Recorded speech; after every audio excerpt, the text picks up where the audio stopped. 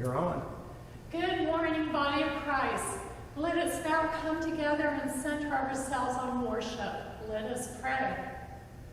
Almighty God, may the words of my mouth and the meditations of our hearts be acceptable in your sight. O Lord God, our rock and our redeemer. Amen. I invite all of you to listen to these words from the Gospel of John, chapter 11, verses 1 through 45. Now a certain man was ill, Lazarus of Bethany, the village of Mary and her sister Martha. Martha was the one who anointed the Lord with perfume and wiped his feet with her hair. Her brother Lazarus was ill. So the sisters sent a message to Jesus. Lord, whom you love is ill. But when Jesus heard it, he said, this illness does not lead to death, but it is for God's glory, so that the Son of God may be glorified through it. Accordingly, though Jesus loved Martha and her sister and Lazarus, after hearing that Lazarus was ill, he stayed 2 days longer in the place where he was. Then after this, he said to the disciples, let us go to Judea again. The disciples said to him, Rabbi, the Jews were just now trying to stone you, and you are going there again? Jesus answered, are there not 12 hours of daylight? Those who walk during the day do not stumble, because they see the light of the world. But those who walk in night stumble, because the light is not in them.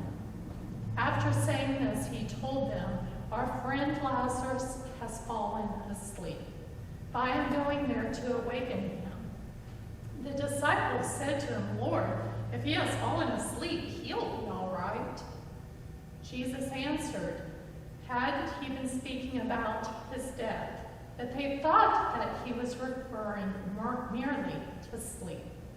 Then Jesus told them plainly, Lazarus is dead. For your sake, I am glad I am not there, so that you may believe. But let us go to him. Thomas, who was called the twin, said to his fellow disciples, let us also go, that we may die with him. When Jesus arrived, he found that Lazarus had already been in the tomb for 4 days.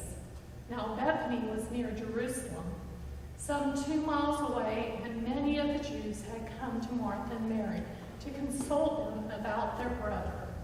When Martha heard that Jesus was coming, she went and met him, while Martha stayed at home. Martha said to Jesus, Lord, if you had been here, my brother would not have died. But even now, I know that God will give you whatever you ask of him. Jesus said to her, your brother will rise again. Martha said to him, I know that he will rise again in the resurrection on the last day. Jesus said to her, I am the resurrection and the life. Those who believe in me, even though they die, will live. And everyone who lives and believes in me, they will never die. Do you believe this? She said to him, yes, Lord, I believe that you are the Messiah, the Son of God, the one coming into the world. When she had said this, she went back and called her sister Mary and told her privately, the sister is here and is calling for you. And when she heard it, she got up quickly and went to him. Now Jesus had not yet come to the village, but was still at the place where Martha had met him. The Jews who were with her in the house consoling her saw Martha get up quickly and go out. They followed her because they thought that she was going to the tomb to weep.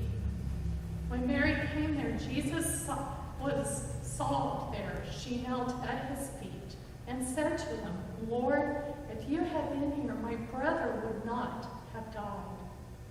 When Jesus saw her weeping, and the Jews had come with her also weeping, he was greatly disturbed in spirit, deeply moved, and said, where have you laid him?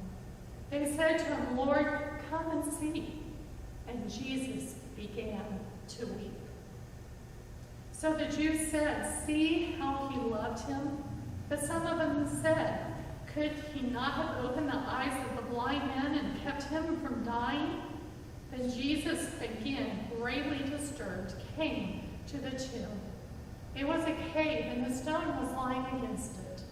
And Jesus said, "Take away the stone." Martha, the sister of the dead man, said to him, "Lord, already there is a stench, because he had been dead for 4 days." Jesus said to her, "Did I not tell you that if you believe, you would see the glory of God?" So they took away the stone, and Jesus looked up and said, "Father, I thank you for having heard me. I know that you always answer me, but I have said this for the sake of the crowd standing here, so that they may believe that you have sent me." When he had said this, he cried with a loud voice, "Lazarus, come out." The dead man came out, his hands and feet bound with strips of cloth, his face wrapped in a cloth. And Jesus said to him, "Unbind him and let him go." Many of the Jews, therefore, who had come with Mary and had seen what Jesus did, then believed in him. This is the reading of the Word of God for us, the people of God. Thanks be to God. I want to talk to you about a hard matter, that being death. Have you ever smelled death? Here, a while back, a few years ago, I had gotten a deer, had cleaned the deer, thought my wonderful husband had disposed of the carcass. Well, then all of a sudden, one day I was in the kitchen and I kept smelling something. And I walked outside and there's an open area there out back, and I followed my nose to where the carcass was. To say the least, I had troubles going into the garage for a few days. The stench remained. When I was in Duke at seminary, I ended up interning at a homeless shelter in Raleigh, North Carolina. At this homeless shelter, it was one of my duties to help interview people and give food out. And we even had a clothing closet.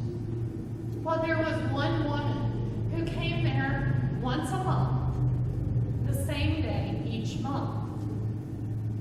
We took turns, us interns, serving her. The reason why is because she had, sadly, a smell to her. She was known for this smell. It permeated the whole building. It was a smell of not being bathed. It was a smell of hunger, of loneliness.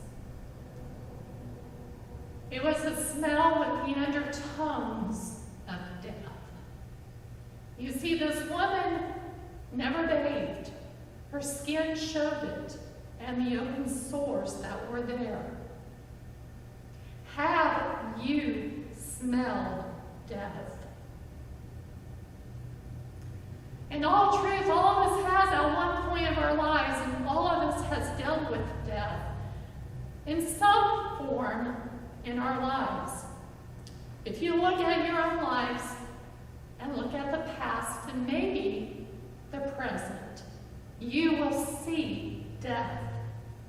Death is present in our broken relationships, in divorces, in the wounds of betrayal, in our fears, in our own anger and resentment that comes forth in our lives. It might also be present in our sorrow, in our despairs, in our excessive busyness, and in our preoccupations with success. Death wraps its arms around us like strips of cloth as it wrapped itself around Lazarus. And it stinks. We all want to avoid death. We say, Lord, only if you would have been there. Just as Mary and Martha stated. But Jesus wasn't there at that time. But Jesus knew exactly what was going on. 4 days passed so that we might believe. Believe what? Believe what, Jesus? Lazarus was dead for 4 days. Believe in the power that Christ has the power over death. It seems that those that gathered at the tomb, they believed more in the stench of death than in the power of Jesus. But Jesus' words echoed Ezekiel. Them bones, they will rise up once again. Flesh will come over the bones. They will live once more. Jesus calls out to remove that stone. When the stone was rolled away, I can only imagine the stench that might have came out. 4 days being sealed up in the tomb. But Jesus calls out, Lazarus, come forth. I can only imagine the shock that came over the people that were gathered there. Martha tried to protest by stating the fact. He was dead. He had been in there for 4 days. Lord, already there's a stench. How many times have we said that about people we know? Lord, he's beyond help. It's her own fault. Leave them alone. They have always been like that. It is hopeless, God.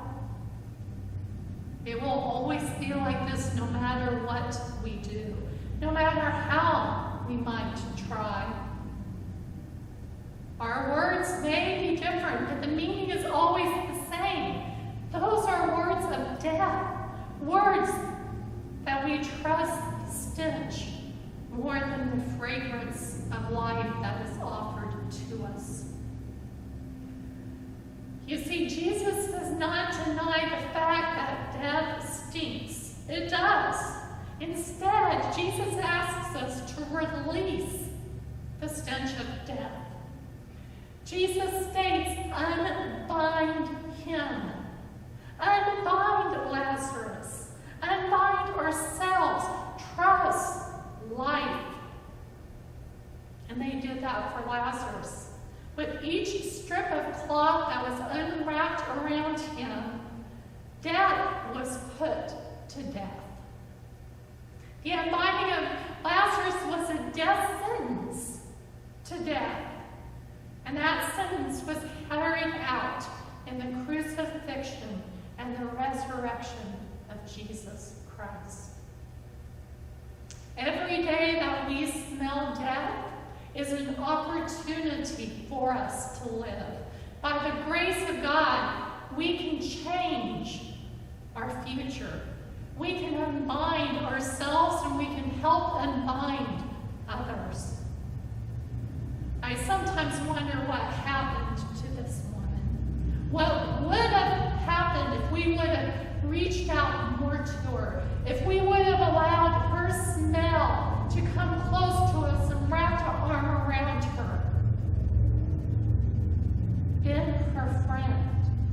What would have happened if we would have even invited her out to eat? If we would have helped unbind the present that she had found herself in, what might have happened? What would happen if we just extend the peace of Christ to one another. I wonder how she might have been unbound. I wonder what she might have been unbound in myself. What do you need to be dying to in this Lent season? Do you know somebody that needs to be unbound? Do you yourselves need to be unbound? Let us pray. Almighty, glorious Lord, as we continue through Lent and our time of transformation, we pray that if we ourselves have death surrounding us, keeping us from your love, your care, your fragrance of life, we pray that you will unbind us.